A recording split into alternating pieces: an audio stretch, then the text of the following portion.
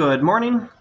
Let's talk about one more thing in the life of Augustine that you want to keep an eye out for, or at least keep in mind when you read him, particularly when you read De Civitate Dei, the City of God. I refer to the decline of Roman civilization.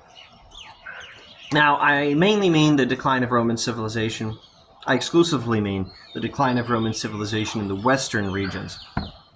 By this time, the Romans have a capital in Constantinople. You could say Byzantium or Istanbul, it's fine with me, although Constantinople is probably a more correct term, at least in this period of history. I've actually learned from Victor Davis Hanson podcasts that Istanbul is a derivation of Constantinople. Makes sense linguistically. Anyway, you really want a historian to go over the backstory for you. What I can do is I can give you I can reference the backstory, and I can tell you what it meant to Augustine and how it affected his writings. That's all I can do. Now, what happened in particular was the barbarian tribes were invading the Western Roman Empire and making a lot of trouble. Now, we're referring to tribes from the north to whom the Romans would refer to as barbarians. And that might be a perfectly apt description in traditional Roman use of language like that, but maybe in contemporary language as well. Certainly their methods of warfare were not particularly civilized. This was not warfare that meets the standards of just war theory. Maybe in many cases it did. Again, I'm not the historian here. What I can tell you is Alaric sacked Rome. Now, if you don't know the verb sack, maybe I should clarify. This is a verb in English, and if English is not your first language, you might not be familiar with it. If I say that Alaric sacked Rome, what I mean is he and his soldiers went into Rome, and they killed a bunch of people, and they destroyed a bunch of stuff. And that's what happened. Alaric is a king of the Goths, one of the barbarian groups from the northern regions, and he and his soldiers physically enter Rome, and they literally kill a bunch of people and destroy a bunch of stuff. And this was an immense tragedy in Roman civilization. Now, it's not just that a bunch of people got killed and a bunch of stuff was destroyed. It's that an enemy king marched into Rome. An enemy king conquered Rome and sacked the place. An enemy king marched in and smashed the city. This is psychologically a devastating event. This is Rome. This was the capital of the empire now I think it's more Constantinople, but this was the capital of the empire. This was the center of Roman civilization. This was the center of the world. This was the spring of Roman civilization. And now here in the center, the spring, the capital, historically, we've had enemy soldiers marching through and just rampaging through and just killing people and smashing things, and it was terrible. This is devastating and world-shaking, a devastating and world-shaking event to a Roman person. It's sort of like 9/11. If you're old enough, you may remember what a shock it was on 9/11. America, strongest country in the world.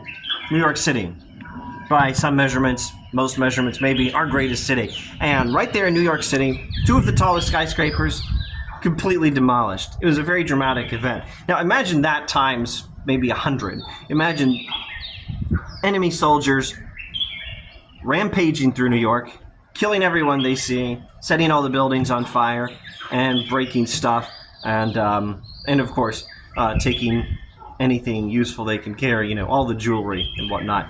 Just completely shocking, devastating, world-shaking to an American. It's sort of like that when Alaric sacks Rome. So, let's jump ahead and then jump back. Jumping ahead, it wasn't just the Goths. There were other tribes. There were also the Vandals. The Vandals went all the way to northern Africa. And Augustine was in the city of Hippo in northern Africa. Roman city. And there was a siege of Hippo by the Vandals.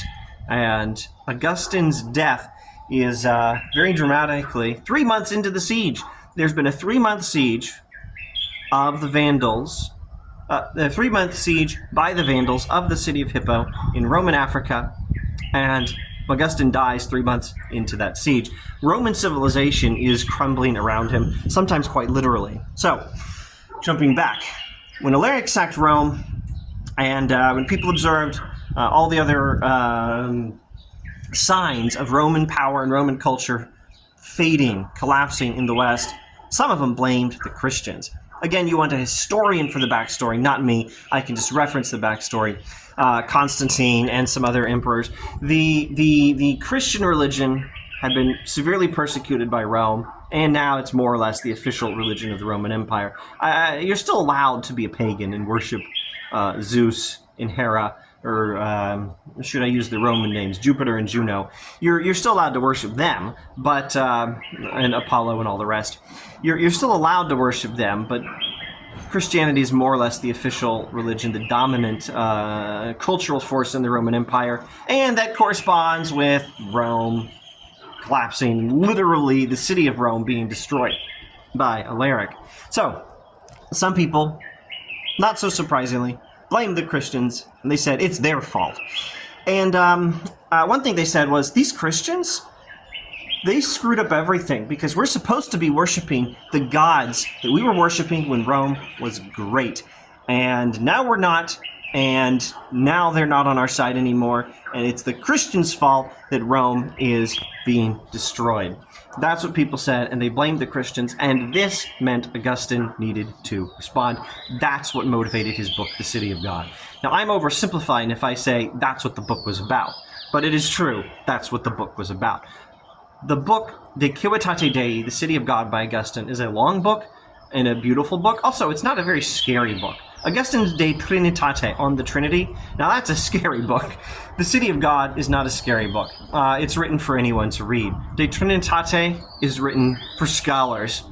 The City of God is written for anyone. Highly recommended reading. Anyway, The City of God is about a whole lot of stuff. It's a philosophy of history, or maybe we should say a theology of history, or a political philosophy, or maybe we should say a political theology. Augustine's City of God is political philosophy, philosophy of history, theory of human society. Also, it's just giving the Christian worldview. It's describing human history and giving the Christian account of it from creation up through now.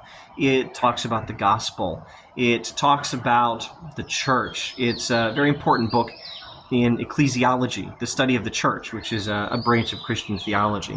Augustine's City of God is all these things and more, but also, and initially, and the, I don't know what word to use here, the impetus that started it all off, it's a response to that criticism that the Christians are to blame, and we should return to the traditional worship of the gods to, to have better days ahead of us. Augustine will explain, nope, Christians aren't to blame. Nope, it wasn't those gods that made Rome great in the olden days. And he gives his philosophy of history and all the other things as part of explaining that in response to the blaming of the Christians for the decline of Roman civilization in the West. All right, that's enough of that. Thanks for watching.